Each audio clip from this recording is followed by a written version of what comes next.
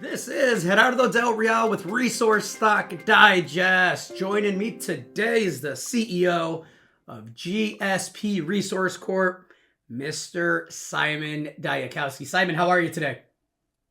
Hey, doing very well. How about yourself? I am well. I am well. Thank you for asking. We were joking a bit off air that if 4,000 is the new gold consolidation price and 47 is a new floor, right around that level on the silver side of things, that we're probably in for a phenomenal close to the year and a phenomenal 2026. And look, when I look around, I see debt levels here in the US. We're at 38 trillion. I look unfunded liabilities, 130 trillion. I see that we're adding to that deficit. I see there's a 98% chance of a Fed rate cut tomorrow. And so when I see a healthy pullback like the one we're experiencing, it actually puts a smile on my face because it's fun to me to see all of the doomsdayers saying, well, the precious metals bull market is over, knowing very clearly that all of the bullish reasons why we think this is going to be one for the books, and it has been, are still intact and truer than ever. I would love your thoughts on that. Yeah, no, I mean it's really interesting to see how the sentiment has shifted over the past week, and I think it just goes to show that some of the fast money was leveraged, and it's come out and it's or come in and come out really quickly, but none of the fundamentals, as he pointed out, the neutron debt bomb or the Fed's course of action here have changed. So, in my books, it's a normal healthy correction after a big run in the metals. The fast money's come out, which is good. We don't want them anyway, and probably a good opportunity to reload on some names or to increase positions for the next leg in the bull market. I just find the whole backdrop right now is fascinating. You have senior bankers in the U.S., openly promoting gold. That it's crazy. It's a great place to be. So, we're chatting here late October, ahead of the Fed meeting, and let's see what the rest of the year brings. And it's good for what we're doing at the micro or the project level at Olwen with some pretty decent precious metal values coming out of our recent sampling program. No, let's get right into that. It's the perfect segue. I think quietly, while we've had this little mini consolidation in the precious metal space, copper has been a standout, right? It's pushing towards, like, it wants to make new records. When you look at the supply deficits that are materializing and how structural they are, I'm convinced we're going to see some new copper highs. And you just sampled 348 grams per ton silver and 12% copper.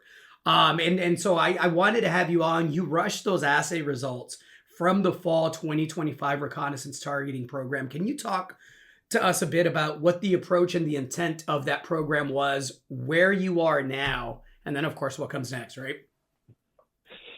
Yeah, so the program had a number of different goals, and as mentioned, the results that came out today were only the preliminary rushed assays. So most of the results are still pending, but we wanted to get these out because they were quite well mineralized when we sampled them and thought time is of the essence. So at the Olwen project, we have the historic Olwen mine, which was only partially mined, high grade copper, silver, gold deposit, and we put an open pit resource on that late last year. It is, I think, artificially constrained by the property line with our behemoth next door neighbor, Teck Resources, potentially Anglo Tech, if their deal goes through. So we have a really good starting point with 1.5 million tons of over percent copper inferred resource, but again, hemmed in by property lines. We think it can get bigger. But what we wanted to do with this program was to go and touch on some other targets to see if we could expand the mineralization on the property, and so that's what drove the results today. So about a kilometer away from our deposit at the apex target, now we sampled 12% copper and 348 grams per ton silver in an exposed trench that has recently been made reaccessible through some logging roads. So that's super high grade, never been drilled by us, so it's a brand new showing for us. We also, in that reconnaissance program, found other structures well away from our deposit, but really demonstrating that the area here can grow into something that might be much more commercially interesting to a larger company. So that was the focus of the program at sort of the south end of the property, so at the Apex zone and at the Alwyn zone. But then we also have two what I would consider to be very blue sky targets. And these are more in the realm of porphyry style copper, so the sort of the big bulk tonnage copper deposits that one might associate with the Highland Valley. So one of these we generated in August with a NSAMT, or natural source AMT conductor. So we've identified a very large conductor at depth underneath the north end of the property. And so we had some samples pending from there to sort of ground truth that drill target. And then we have acquired last year 100% ownership in a new property called the Myrrh. And the Myrrh sits within the same structural corridor or alteration fluid pathway that encompasses some of the large Highland Valley copper deposits that are in production, and then our new Apex zone, our Al showing, our Alwyn mine, and now at the northwest extent of it, we have the Myrrh zone, where we've sampled some very interesting copper grades, up to 0.5% copper at surface, and we do have access to a historic drill database there from the 1960s and 70s, where some shallow drilling uncovered some porphyry style copper mineralization. However, those holes only were drilled to about 50 to 70 meters depth. So by modern standards, you would never drill a porphyry target to less than 100 meters. You would go for, at least 200, 300, maybe 400 meters to test the extent of it. So we now have a drill permit application pending for that Myrrh zone. And so to sum up the program, we've generated a number of new targets. We've supplemented our existing targets, including the Myrrh and the big porphyry target that we have to the north of Alwyn, but we're waiting now for our drill permit for the Myrrh target, so that when we do go into drill, we can tackle all these targets at once. And unfortunately, the government in British Columbia was on strike. They basically had a general strike, and they targeted the mining office. So we expected to get our permit to drill, I think 6 or 8 weeks ago, but unfortunately the inspector on the file was part of this strike action.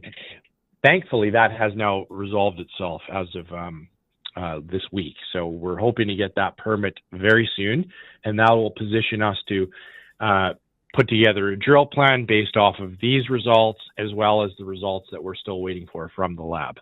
There seems to be a lot of that government strike stuff going around there, Simon, whether it's north, south, and everywhere in between. No, listen, I've been really, really adamant to subscribers of the paid services that I manage through Digest Publishing and that I write about value right now in this part of the cycle, right? I think it was really easy in the beginning to see the rising tide lifting all boats, and a lot of companies got ahead of themselves valuation wise, and now are having to prove that they're worth what the market thought they were worth, and some of them are and some of them are not. Getting ahead of the catalyst is going to be, I think, critical and key to maximizing this part of the profit cycle. And so, when I look at a GSP and you're waiting on the permit, yes, no one likes waiting. Yes, we all want drill results yesterday, but that's actually the time to be doing due diligence. So I encourage everybody to go to the website, look at the historic numbers, look at, what was there before. Imagine a scenario where you have a whole lot more access and a better interpretation of everything, and make a decision based on that, right? Anything to add to that, Simon? I just to build on that, you've hit the nail on the head with respect to getting ahead of the catalysts, and we have now positioned ourselves to execute now and to hit on these catalysts. So, if any investors are interested in having a chat about our drill plans or what the future news flow would look like, happy to have a call. But we're really ahead of the catalyst still. We're not out here telling a story of what we found. We're out here telling a story of what we think we might find with a much stronger a geologic understanding of our property now. Looking forward to getting drills turning, seeing what you're able to find, what Mother Nature left behind, and seeing you all close the year out strong. Simon, thank you so much for your time. Looking forward to having you back on as well. Thanks, Gerardo. Have a great day. All right, chat soon. Cheers. Hey everybody, Gerardo Del Real here. If you're enjoying the content that you just saw, you can let us know in 3 simple steps. Hit the like button, hit the subscribe button, and please share across your network and on social media. Take care, everybody.